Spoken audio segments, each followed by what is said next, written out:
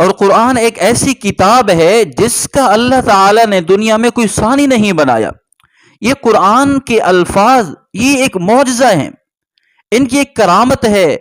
ان کا ایک ایسا پاور ہے کہ پوری دنیا مقابلہ نہیں کر سکتی. دنیا کی کوئی زبان ایسی نہیں،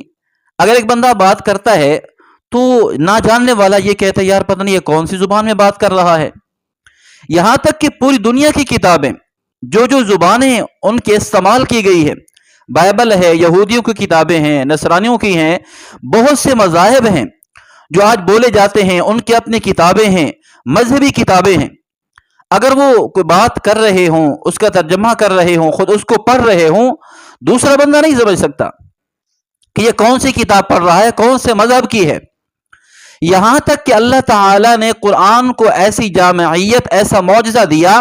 چاہے کوئی یہودی ہو، کوئی نصرانی ہو، مسلمان ہو، ہندو ہو،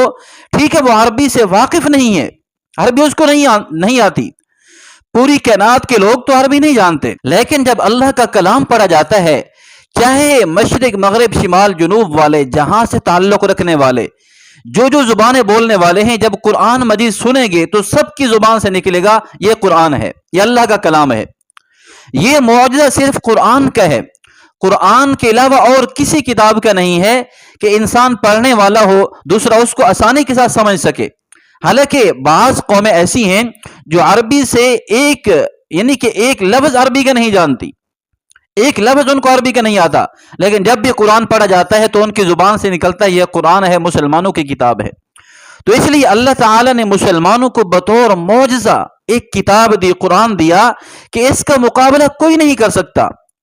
ہاں کوئی جانے یا نہ جانے، پھر بھی جب بات سنے گا اللہ کے کلام کی، قرآن سنے گا تو بے سخت زبان سے نکالے گا یہ اللہ کا کلام ہے، قرآن مجید ہے. اور یہ فضائل اللہ تعالی نے کسی کتاب کو نہیں دیے. تو اس لیے ہماری یہ بہت بڑی شان ہے مسلمانوں کی